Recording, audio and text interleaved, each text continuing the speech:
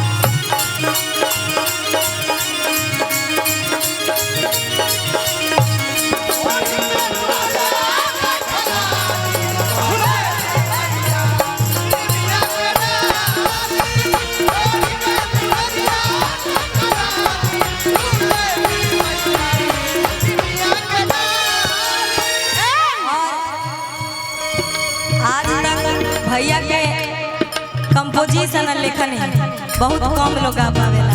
अभी एक अब हम गइले बने भैया हमरा पता बा। तू गावत एगो गाना 3 घंटा चाहे केतनो बढ़िया जब तक इनका मन से ना होई गाना सेलेक्ट ना होई भाई प्रयास कर बाद में होई। भैया के बहुत प्यार मिलेला शुरू से और अभय सर तक हर गार्जियन स्वरूप है इनकर सबसे ज्यादा काहे कि हमनी के इनके सामने बच्चा है और हमार सखी के रुका भाई हमारी सखी से सखी के मिलाना और हमार सखी के सबसे ज्यादा प्यार भाई। बाकी दोनों सखी जोड़िए बड़े लोग हमनी के तारीफ करता है मतलब हम इनके तनी मनी छोट बने ये हमारे ना छोट ना को लोग शिल्पी के तनी बराबर उठल पे से बड़ा लगता देख लिया कब को सखी मधुमक्खियों बने। हां कभी डांटे ली लेकिन अच्छा लगा डांटे ली भाई। अगर कोनो ऐसा काम हमरा से उल्टा पुल्टा हो जाला तो ये समझावे रूसे तो फिर माने नहीं सब की मैया मोरी लिहली बसेरवा हो।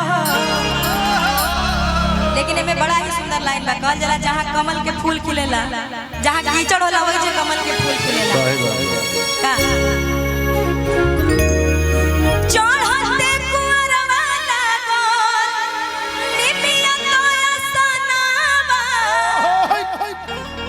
आ झूलेली झुलवा मैया चढ़ के पलनावा आरे असरा लगवली निमिया छैया झूलेली मैया ओढ़ी के।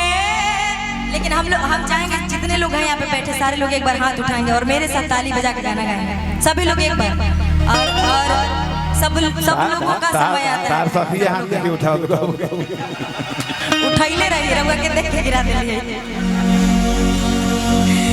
आरे की निमिये लगवली मैया झुलुहा झूलेली मैया डाली के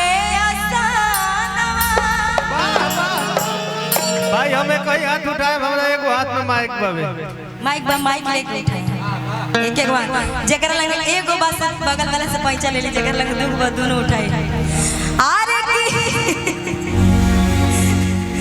झूले ली असनवा मैया डाल झूले